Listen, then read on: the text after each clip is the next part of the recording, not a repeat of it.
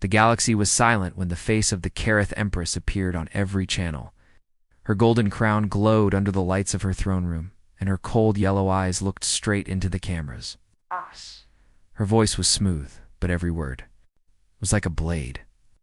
"If humanity dares call itself powerful," she said slowly, "prove it, or be erased from existence." The message reached every corner of space. Across hundreds of alien worlds, creatures of all shapes and sizes stopped what they were doing to watch. No one spoke for a moment. Then whispers began. Some laughed, some looked afraid. The Kareth Empire had ruled for 5 centuries. Their fleets had destroyed dozens of civilizations. Their armies had burned cities into glass. The Empress herself was known as the most ruthless ruler in living memory. When she challenged someone, it was never a game, it was a sentence of death. Most species bent their heads and surrendered without a fight. But this was different. This time she had spoken. The name of the one species no one had seen for centuries. Humans. Most aliens thought humans were gone. Long ago, they had fought great wars, then disappeared into the dark. Some said they destroyed themselves. Others believed they left the galaxy. But the truth was simpler and more terrifying. Humanity had been watching, waiting, and preparing. On the small blue world called Earth, the challenge from the Empress played on giant screens in cities. People gathered in silence, listening to her words. They saw her smirk, her eyes filled with arrogance. Many felt a deep anger. She did not know what she had done. She did not understand who she was speaking to. The leaders of Earth met in a secret council. There was no shouting, no fear, only a decision. The answer would not be given in words. It would be given in steel and fire. Far from Earth, in the shadow of the gas giant Jupiter, something began to wake. Hidden deep in the planet's swirling storms was a shipyard older than most civilizations in the galaxy. It had been built in silence, in secrecy, over many decades. Even powerful alien scanners could not see through the thick clouds. For years, engineers had worked here without telling the rest of the galaxy. They built monster ships the size of cities, each one able to carry entire fleets within its hull. They were called Supercarriers, and they were humanity's most dangerous creation. In the command center above the storms, a man in a black uniform stood before a control panel. His face was calm, but his eyes burned with purpose. "Signaled them," he said. A single pulse of coded light shot through the darkness, bouncing from satellite to satellite, reaching every hidden shipyard, every sleeping warship, across the solar system, deep under moons, buried in asteroids, and floating in hidden docks. Lights flickered on. Engines rumbled to life. Weapons came online. The first to rise was the Titan-class supercarrier, indomitable. It emerged from Jupiter's clouds like a shadow the size of a continent. Its black hull absorbed light, and its sheer size blocked out the sun for anyone watching from nearby stations. Massive gun batteries turned slowly, scanning the emptiness of space. It was not alone. From the depths of the storm, another giant followed. Then another. Soon, the space above Jupiter was filled with moving mountains of metal. News of this awakening spread quickly. Alien trading ships passing near Jupiter sent frantic messages to their homeworlds. Images of the supercarriers began to appear on alien networks. Entire planets stopped what they were doing just to watch. Oh. Some could not believe that humans still existed, and they were not hiding anymore.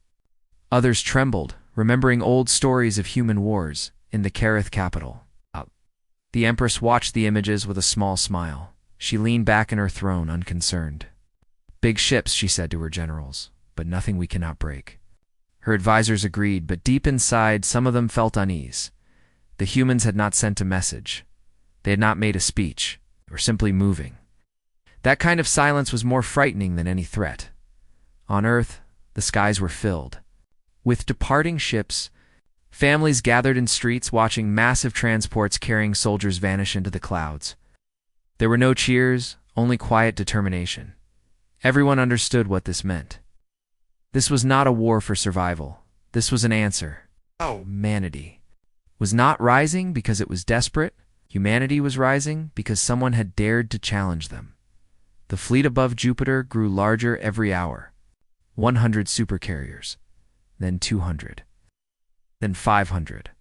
They moved into perfect formation, their engines glowing like distant stars.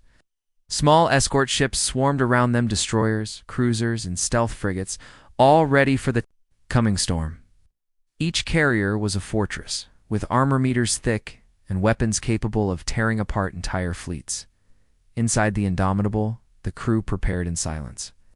Pilots checked their fighters. Engineers ran final tests on weapons that had never been fired in public. In the command room, the captain stood over a holographic map of the galaxy. The Carith Empire glowed red in the center. The human fleets were small blue dots far away, but they were moving. Out in the darkness beyond Saturn, an alien scout ship drifted, its crew watching in disbelief as one of the supercarriers approached. It was larger than anything they had ever seen. No transmission came, no warnings. The carrier simply passed, silent as a shadow, its guns slowly turning as if deciding whether the scout was worth noticing. The alien captain felt his stomach tighten. He ordered his ship to retreat, but even at full speed, the human vessel was faster. It disappeared into slip space, leaving the scout shaking in fear. Back in the Carith Palace, the Empress looked at her admirals. "Prepare the fleets," she said. Her voice was calm, but for the first time, her smile was gone. Reports were flooding in energy spikes all across the human system, unknown weapons activating, and now, fleet unlike anything the galaxy had seen before. Above Jupiter, the 1,000th supercarrier rose from the clouds. Its hull shone with a faint red glow as its engines ignited. The entire formation turned as one. Slowly, powerfully, the fleet aligned itself in a single direction straight toward Carith space. No message was sent. No announcement was made. Humanity had accepted the challenge, and somewhere deep in the galaxy, every species that could see. The broadcasts felt the same chill in their bones. The Empress had called them out, and humanity was coming. The Empress had not always been feared. Long before her rise to power, her empire had been only one of many fighting for control of the stars. But the Carith were cunning, patient, and ruthless. Over centuries they grew, crushing rivals, enslaving worlds, and erasing entire cultures from history. They believed themselves to be the final rulers of the galaxy, and yet hidden deep in the past of their conquests. There was one chapter they never spoke of, a war they did not win. It had been almost 500 years ago. Yes. During the time of the old Empress, when the Carith fleets faced an enemy unlike any they had seen, that enemy was humanity. No one knew where humans had come from, but they fought with a kind of fury that Carith had never understood. Battle after battle, the humans refused to surrender. Even when their ships were burning, they pushed forward, even when outnumbered. They struck in ways no strategist could predict. The war lasted years, was brutal, and the Carith suffered losses greater than in any other conflict. And then, without warning, it ended. The human fleets vanished from known space. No surrender was signed. No peace was declared. They were simply gone. Some Carith historians claimed the humans had been destroyed by some unknown disaster. Others suggested they had fled the galaxy entirely. The truth was that no one really knew. But in secret, the oldest admirals still remembered the cold fear they had felt when human warships appeared on their sensors. Now, in the present day, a single alien sat alone in a dusty library far from the Carith capital. His name was Kivrin, a historian and archivist from the small, neutral world of Orthus.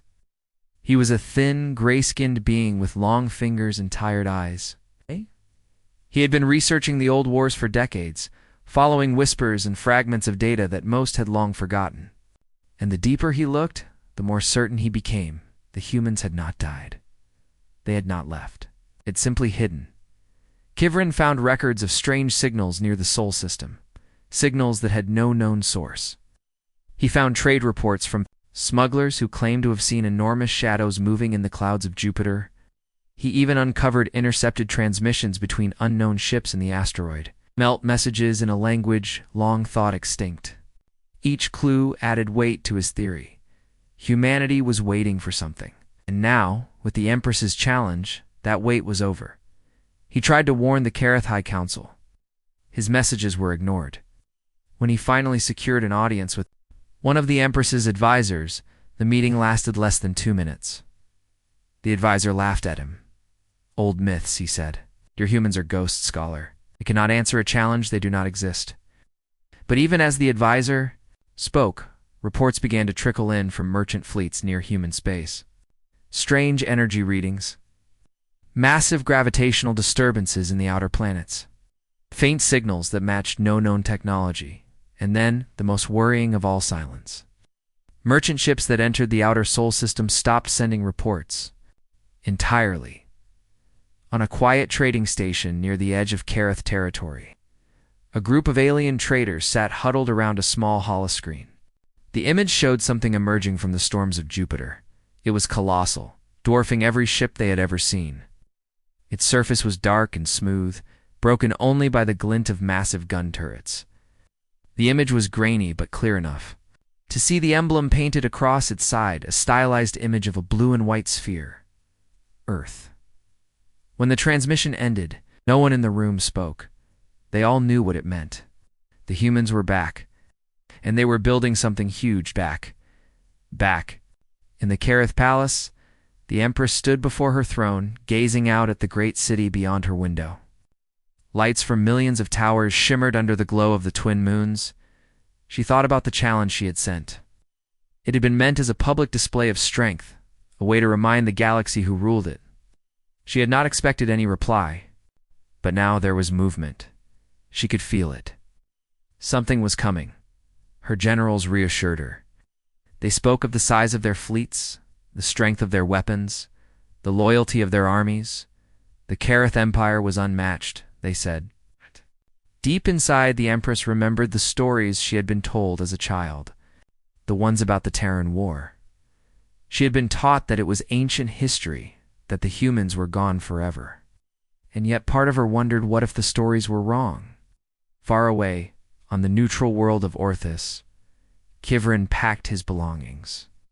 He knew he would not be safe once the war began. The galaxy was about to remember a name it had forgotten for centuries. The humans were rising again, and this time they would not disappear. And in the cold darkness of space beyond Neptune, first human supercarrier slipped into faster-than-light travel, heading straight toward Kareth's space. Its crew spoke no words. They needed none. The Empress had asked for proof of humanity's power. Soon, she would have her answer. In the empty black beyond Saturn, the stars seemed still. A shadow passed across them. It was not a moon, not an asteroid, but the colossal frame of a human supercarrier, sliding silently through the void. Its hull was dark, shaped for war, its engines whispering with restrained power. This was the Indomitable, first of the awakened fleet, and it was not alone. Behind it, in the cold darkness, more human ships drifted, escorting their giant-like wolves guarding an alpha. Ahead, a small Kareth scout flotilla waited. 5 sleek ships, armed with rail cannons and pulse lances, their hulls painted in the crimson and gold of the Empress's personal fleet. The scout commander, a tall, sharp-eyed alien named Varric, had been ordered to gather intelligence on the human movement. He had been told to avoid confrontation, but deep down, he doubted. The humans were anything more than a curiosity. That doubt began to crumble the moment the Indomitable came into view. The ship was massive, larger than any vessel Varric had ever seen. Its outline filled his sensors, stretching far beyond the limits of his screen. Every scan came back incomplete, as if the ship's armor itself was rejecting their attempts to study it. Worse, its weapons arrays were like nothing in Kareth, records vast batteries of unknown design. Missile bays the size of buildings and something at its core emitting energy levels beyond comprehension. Varric opened a channel. His voice was steady, though his hands were tightening around the armrests. Unidentified human vessel. This is Commander Varric of the Kareth Empire. You are entering restricted space. State your purpose and identity immediately. For long moment, there was only silence. The humans did not respond. Varric repeated the message. Again, nothing until a single transmission cut through the static. The voice that spoke was deep, calm, and carried no trace of fear. "Leave now, or there will be nothing left to bury." The words were played across all Kareth channels. Every scout ship heard them, even the listening posts deep in the empires. Border systems caught the transmission. It was not a threat shouted in desperation. It was a statement of fact. Varric hesitated.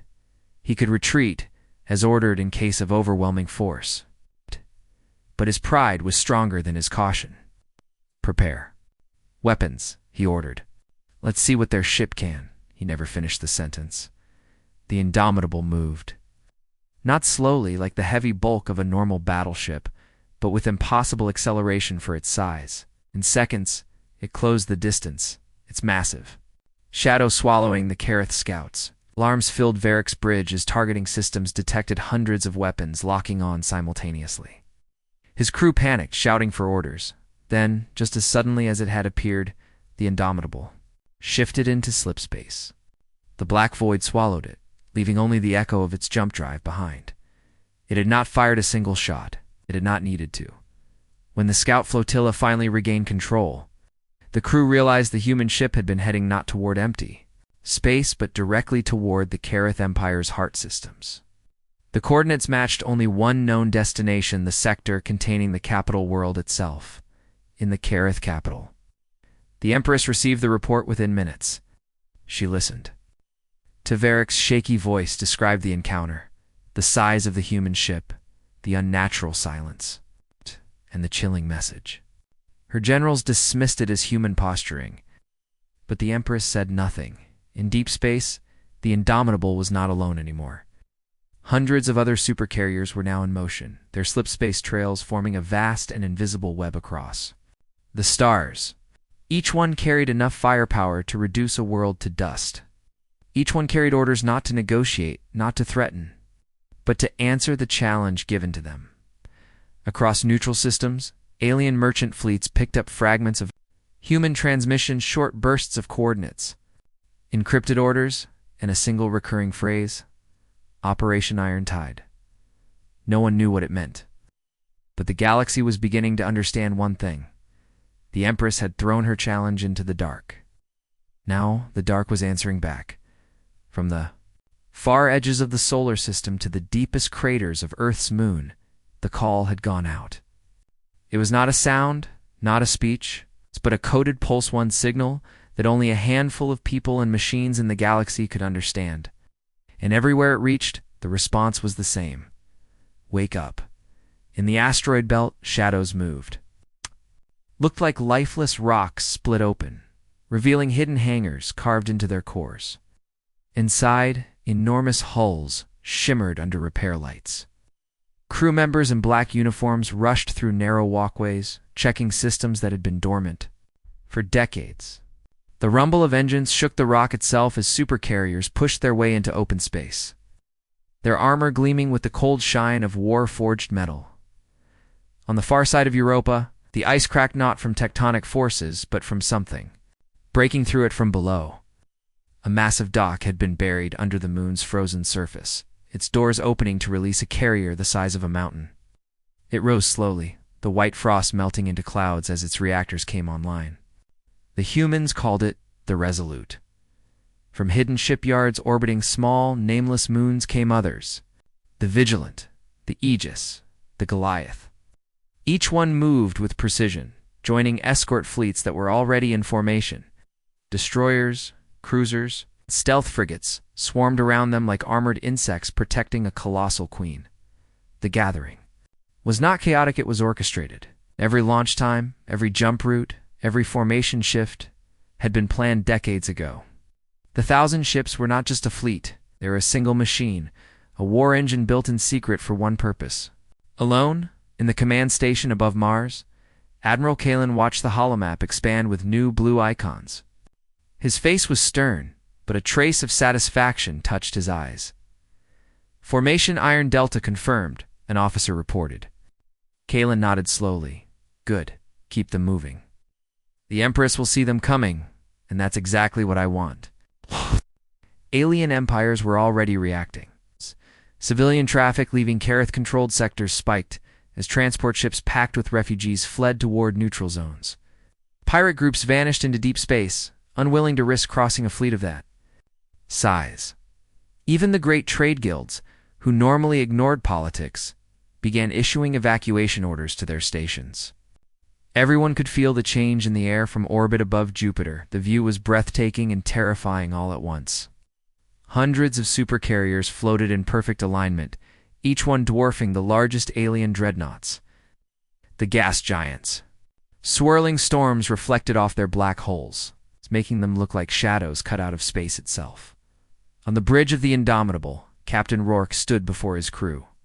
"Every ship in this fleet exists for one reason," he said quietly, "to make sure humanity is never underestimated again. The Empress wanted proof.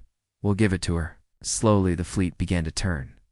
Engines flared bright, casting long streaks of light across the darkness. One by one, the carriers angled themselves toward the same set of coordinates straight into Kareth space. Navigation computers locked in the jump paths.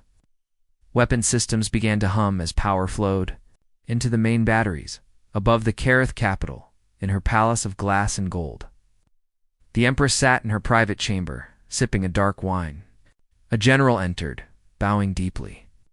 "Your Majesty," he said, "intelligence confirms movement of the human fleet. Hundreds of warships, all supercarrier class. They are," he hesitated. "They are coming here." The Empress sat down her glass. "Good," she said, her voice calm. "I would hate for my challenge to be ignored."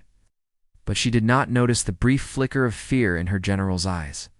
She did not yet understand that this was not just a response. This was an arrival in the void between stars. The 1,000 supercarriers completed their formation. The largest armada in human history was now fully awake, fully armed, and fully aimed, and every step they took toward Kareth space was a promise. The first Kareth defense fleet waited in the shadow of a dying red star, their ships spread across the system like a steel web. Hundreds of crimson-hulled warships floated in silence, their weapons armed, engines ready. The fleet's commander, High Admiral Tavor, had been told the humans were coming. He had laughed when he first heard it, laughed, like many others had, but now, sensor pings showed the incoming jump signatures. His laughter was gone. The jump points lit up. 1, 2, then dozens. The space around the red star shimmered as vast shadows pushed through the rift between realities. The first human supercarrier emerged, its black hull bristling with gun batteries. Then another. Then 10. Then 50. The formation grew until the Kareth fleet looked like insects next to a line of moving mountains. Tavor gave the order to target the lead ship, the Indomitable. Hundreds of Kareth cannons swiveled in unison, their targeting systems locking on. The Empress had told them to make an example, to crush the humans before their fleet could reach the capital. Tavor's crew obeyed without question, confident in the Empire's power. The first volley lit up the void. Beams of searing light and kinetic projectiles streaked toward the human flagship. The impacts hit square on the carrier's bow, yet, when the glare faded, the Indomitable was still there. Its armor had barely scorched. On its bridge, Captain Rourke stood without flinching. "Return fire," he said. The human counterattack was not loud. It was precise. Massive rail batteries fired in perfect rhythm, each shot punching through Kareth's shields like they were paper. Missiles streaked across space, weaving around defenses before detonating deep inside enemy hulls. The destruction was instant and absolute entire, capital ships splitting apart in silence, their fragments scattering like ashdod. Within minutes, 1/3 of Tavor's fleet was gone. He tried to regroup, pulling his surviving ships into a defensive circle, but the humans did not give him time. Smaller escort vessels darted between the Kareth lines, cutting down stragglers with surgical strikes. Fighters poured out of the carriers like swarms of metallic hornets, targeting engines, weapons, and command decks. The Kareth ships that tried to flee were hunted down. The ones that stayed were vaporized. There were no survivors. The battle was over in less than 17 minutes. Across the galaxy, the fight was broadcast live. Alien news networks replayed the footage in endless loops, the Careth fleet's opening attack, human carriers' unbroken advance, and the final image of 1,000 Earth warships moving deeper into enemy space without slowing. For the first time in living memory, the Careth Empire looked vulnerable. On her throne, the Empress watched in silence. Her court was quiet, the air heavy with unspoken fear. "They struck first," she said softly. "They did not miss." In the war room, aboard the Indomitable, Rourke stood over the galactic map. The red zone marking Careth territory was shrinking. His officers waited for orders. "We keep going," he said. "We don't stop until the Empress hears the answer herself." The fleet jumped again, vanishing into the dark. Behind them, the remains of the first Careth Defense Force drifted lifeless in orbit, a silent warning to anyone watching. The galaxy understood the message.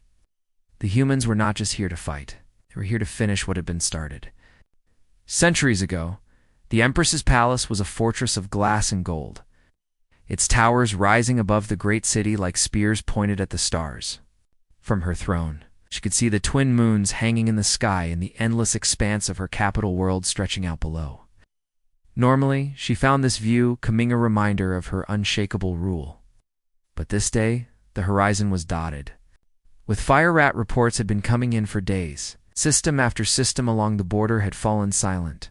The humans weren't just destroying fleets, they were erasing them. Entire star bases had vanished without a trace. The inner defense ring, a wall of fortified systems that had stood for centuries, was now fractured. The galaxy's most feared Empire was bleeding, and bleeding fast. In the War Council chamber, her admirals argued among themselves. Some demanded the deployment of the ancient war relics, forbidden weapons sealed away since the Terran War of old. Others insisted on rallying what remained of the fleet into one last stand. A few, braver than the rest, suggested negotiation, but their voices were drowned in shouts. The Empress raised her hand and silence fell instantly. "You are all missing the truth," she said. "This is not about ships or weapons.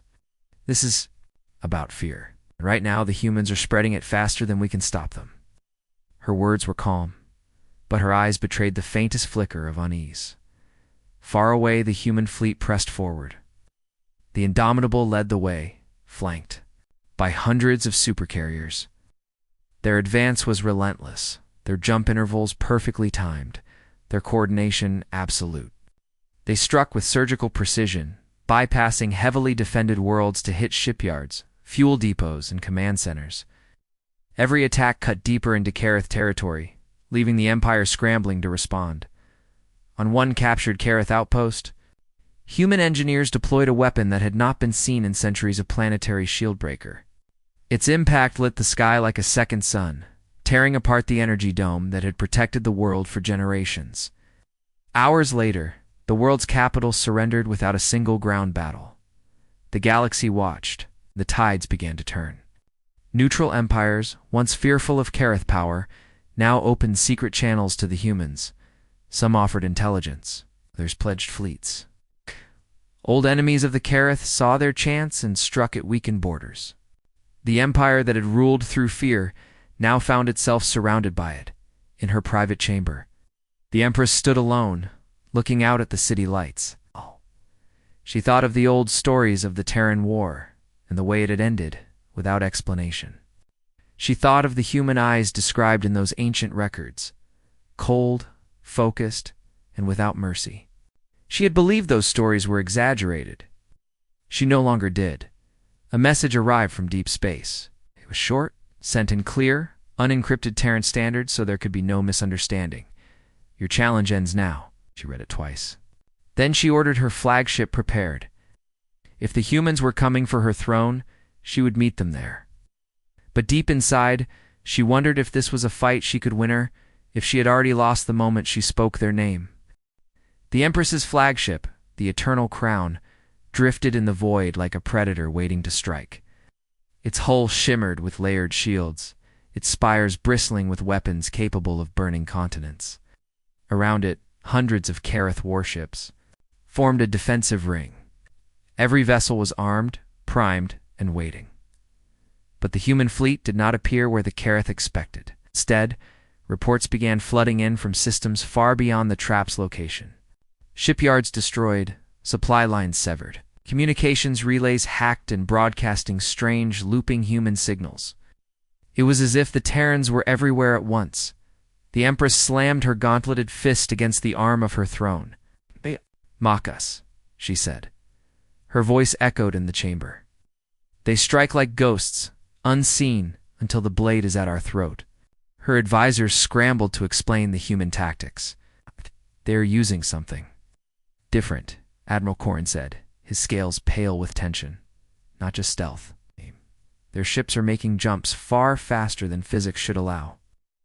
Almost as if he trailed off, unable to say the rest, as if they've broken the laws we live by. The Empress finished for him. Meanwhile, on the indomitable Admiral Reyes stood over the holographic war table. Every red dot representing a Careth fleet was now surrounded by glowing blue markers, human task forces closing in. His officers moved with quiet precision, updating strike schedules and adjusting fleet paths. There was no shouting, no wasted words, only the measured calm of predators closing in on their prey. "Ma'am," young tactical officer reported, "we've intercepted another Careth transmission. It's an evacuation order from their outer colonies." Reyes gave a single nod. "Good. Fear moves faster than our ships. Let it do half our work for us." In the outer systems, Careth civilians were fleeing in waves, jamming hyperlanes with desperate transports.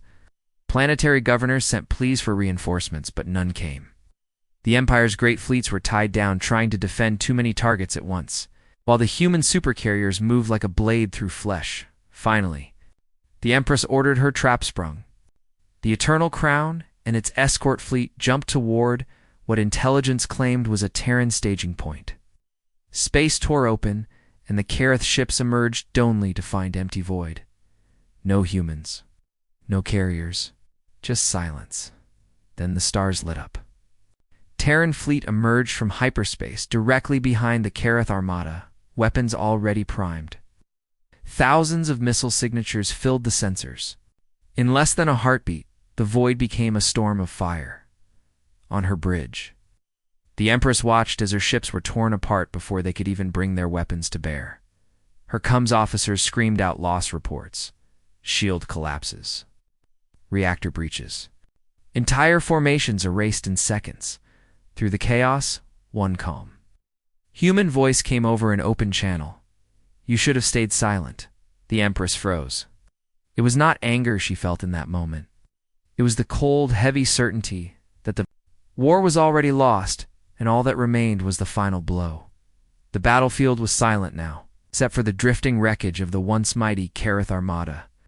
Broken warships tumbled through the void, their burning hulls casting a dim red glow across the blackness of space. Life signs were few. The Eternal Crown, the pride of the Careth Empire, was nothing more than a shattered husk, its great spires broken, its shields long gone. Admiral Reyes stood on the command deck of the Indomitable, looking at the battle's aftermath. Its officers quietly reported the mop-up operations. There was no celebration, no cheers, no victory speeches, only the quiet focus of professionals finishing what they started. The Careth had ruled for centuries, feared across thousands of worlds, and now they were gone. Not slowly, not in a long, grinding war, but in a single, devastating campaign led by 1,000 human supercarriers. Messages from across the galaxy were already pouring in, alien leaders offering treaties, others begging for mercy, some warning that they had been forced to fight under the Empress and had no wish to oppose humanity. Reyes read them without expression. Humanity had not come for conquest. They had come for justice. On the far side of the wreckage field, a single Careth vessel still floated intact. It was a small diplomatic ship, its shields raised in a gesture of surrender. Reyes ordered it brought aboard for talks. The surviving Careth delegation was pale and shaken. The leader, a former minister, stood before Reyes and bowed his head. "The Empress challenged you. We followed her. We see now. Should have feared you more than her." Reyes's gaze was steady. Do not seek to rule you. But remember this. If anyone threatens Earth, or the worlds under our protection, we will come again, and next time, there will be no survivors. The message was sent across the galaxy short, clear, impossible to misunderstand. It spread faster than any ship could travel, passed from world to world, whispered in fear. Humanity had answered the challenge, and the galaxy would never forget the cost. Far from the wreckage, in the quiet darkness of deep space, the 1,000 supercarriers regrouped. Their mission was complete. Their weapons were cold, but their presence, now etched into the minds of countless civilizations, would remain a shadow on the stars forever. And somewhere, deep in her throne room before the war began, the Empress's final words echoed in memory, words that had seemed powerful at the time, but now carried a bitter truth. Let them come. They had come, and they had ended an empire.